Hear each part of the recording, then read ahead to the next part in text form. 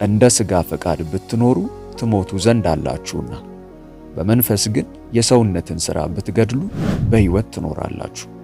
ሰላም የተወደዳችሁ የቻናላችን ቤተሰቦች፣ በዛሬው ቪዲዮአችን ሥጋችሁን የምትገድሉባቸውንና በመንፈስ የምትበረቱባቸውን 5 ልማዶች የምናይ ይሆናል። እንደተለመደው ቪዲዮውን ላይክ አድርገው በመጀመር አብረውን ያገልግሉ። ለቻናሉ አዲስ ከሆኑ ደግሞ ሰብስክራይብ በማድረግ ቤተሰብ ይሁኑ። አሁን በቀጥታ ወደ መልእክቱ እንለፍ። አንደኛ፣ ጾም። ይህ ሥጋ እጅግ በጣም የሚጠላው ነገር ነው። አንድ ጾም ጀምረ ፈጽሞ አታጠናቅቅም። ወይም አንድ ጊዜ ሞክረ እስከ 11 ሰዓት ድረስ ደርሰ እግዚአብሔር እንደተረዳ ለራስህ ተናግረ በፈለክ ሰዓት ትበላለህ፣ በፈለክ ሰዓት ታቆመዋለህ። ሆድህ ትዕዛዙን ሲሰጥህ በፍጥነት ትታዘዛለህ። የምግብ ፍላጎትህ በማዕድ ላይ እስካለ ድረስ በየትኛውም ቦታ አንተን ይገዛሃል። በአስተሳሰብ ሕይወትህ፣ በቅድስና ሕይወትህ፣ በጸሎት ሕይወትህ፣ በሁሉ። ጾም ስለ ምግብ አይደለም። ጾም ሰውነትህ ያንተ እንዳልሆነ የሚገልጽ ኃይለኛ መግለጫ ነው። ሁለተኛ፣ በየቀኑ የመጽሐፍ ቅዱስ ንባብ። እስቲ ለመጨረሻ ጊዜ መጽሐፍ ቅዱስ ያነበብክበትን ጊዜ አስብ። አሁን ደግሞ ቲክቶክህን ለመጨረሻ ጊዜ የከፈትክበትን ጊዜ አስብ። የትኛው የቅርብ እንደሆነ አንተው ታውቃለህ። ስለ ቅዱሳት መጽሐፍት ታውቃለህ። ለትክክለኛው ጊዜ ትክክለኛውን ጥቅስ ልታወጣ ትችላለህ። ነገር ግን በእውነት በእርሱ ውስጥ ስላልሆንክ አትለወጥበትም። ዕብራውያን 4:12 እንዲህ ይላል፣ የእግዚአብሔር ቃል ሕያው ነውና የሚሠራም ሁለትም አፍ ካለው ሰይፍ ሁሉ ይልቅ የተሳለ ነው፣ ነፍስንና መንፈስንም ጅማትንና ቅልጥምንም እስኪለይ ድረስ ይወጋል፣ የልብንም ስሜትና ሐሳብ ይመረምራል። ይህ ማለት ቃሉ ቴራፒስት ሊያገኛቸው የማይችላቸውን ቦታዎች፣ ፓስተር ሊደርስባቸው የማይችላቸውን ቦታዎች፣ ብቻህን መድረስ የማትችልባቸውን ቦታዎች ይደርሳል ማለት ነው። ግን በትክክል ከከፈትከው ብቻ ነው። ነገ ጠዋት ከስልክ በፊት መጽሐፍ ቅዱስህን አንብብ። ቡና ከጠጣህ በኋላ አይደለም። ከሁሉም ነገር በፊት አንድ ምዕራፍ ቀስ ብለህ አንብብ። ከዚያ በኋላ እግዚአብሔርን ጠይቅ። ምን እያልክ ነው በለው። በዚህ ምዕራፍ ውስጥ ምን ልታስተምረኝ የፈለከው ብለህ ጠይቅ።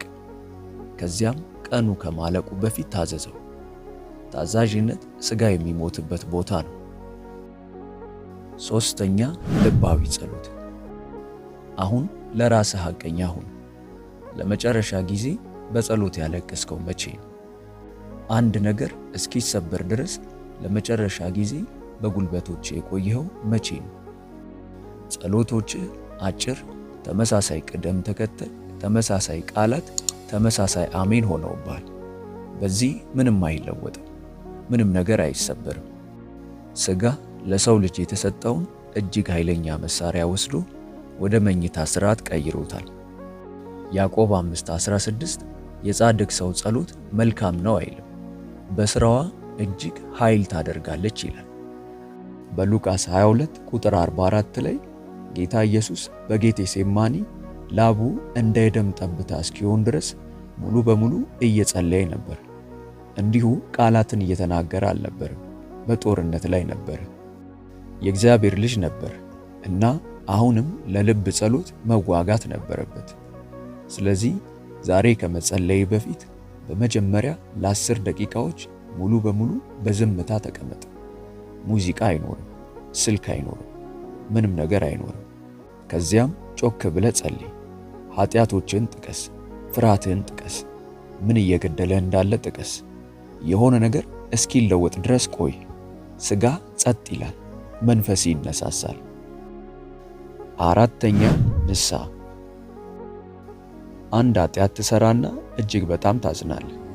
ከዚያም እግዚአብሔርን ይቅርታ ትጠይቀዋለህ እና በጥቂት ቀናት ውስጥ፣ አንዳንድ ጊዜ ደግሞ በሰዓታት ውስጥ ወደዚያ ቦታ ትመለሳለህ። ይህ ንስሐ አይደለም፣ የጥፋተኝነት ስሜትን መቆጣጠር እንጂ። እንደ እግዚአብሔር ፈቃድ የሆነ ሐዘን ወደ መዳን የሚያደርስ ንስሐን ያመጣል። ዓለማዊ ሐዘን ግን ሞትን ያስከትላል። ከኃጢአት በኋላ የሚሰማ ስሜታዊ ጥፋተኝነት ወደ እግዚአብሔር እያቀረበህ አይደለም፣ እየገደለ ነው። የምትታገሰውን ኃጢአት ጻፍ፣ ጮክ ብለህ ተናዘዝ። ከዚያም ተጨባጭ ለውጥ አድርግ፣ አስወግደው። ያለ እርምጃ ንስሐ መግባት ስሜት ብቻ ነው። 5ኛ ዝምታና ብቸኝነት። አሁኑኑ ይህንን ነገር ይሞክሩ። ስልኮን ፊቱ አስቀምጠው በጸጥታ ይቀመጡ። ሙዚቃ፣ ምንም አይነት ድምፅ እንዳይኖር ያድርጉ። እስክትነካው ድረስ ምን ያህል ጊዜ ትቆያለህ? 10 ሰከንዶች፣ 20 ሰከንዶች፣ ምን ያክል ጊዜ? ከራስ ጋር ብቻህን መሆን አትችልም። ዝምታው ያስጨንቅሃል። ጸጥታ እንደ ጊዜ ማባከን ይሰማሃል። በቀን ውስጥ ጸጥ ያለ ክፍተት ሲኖር ወዲያውኑ ትሞላዋለህ። ጫጫታው ሲቆም ስለሚሆነው ነገር ስጋህ ይፈራል። ምክንያቱም በዝምታ ውስጥ እግዚአብሔር ይናገራል። ስለ ስጋ የሚናገረው ነገር ምቾት አይሰጠውም። ማርቆስ ምዕራፍ 1 ቁጥር 35 እንዲህ ይላል፣ ማለዳም ተነስቶ ገና ሌሊት ሳለ ወጣ፣ ወደ ምድረ በዳም ሄዶ በዚያ ጸለየ። ሞቅ ባለና ምቹ በሆነ ቦታ አልቆየም። ፀሐይ ከመውጣቷ በፊት ጸጥታውን ለማግኘት ሄደ። መዝሙር 46 ቁጥር 10 እንዲህ ይላል፣ እረፉ እኔም አምላክ እንደሆንኩ እወቁ። ይሄ መልእክት በእውነት መንፈስዎን የሚነካዎት ከሆነ እግዚአብሔር ሆይ ስጋዬን የምጎስምበትን ጸጋ አብዛልኝ የሚለውን መልእክት በኮሜንት ላይ አስቀምጡልን፣ እናየዋለን። ቪዲዮውን ላይክ እና ለወዳጆ ሼር በማድረግ አብረውን ያገልግሉ። ለቻናሉ አዲስ ከሆኑ ደግሞ ሰብስክራይብ በማድረግና የደውል ምልክቷን በመጫን ቤተሰብ ይሁኑ። በቀጣይ በአዲስ ቪዲዮ እስከምንገናኝ ሰላም ሁኑ። ሆሊ ቲዩብ ኢትዮጵያ ዩቲዩብ ቻናል ተባርካችኋል።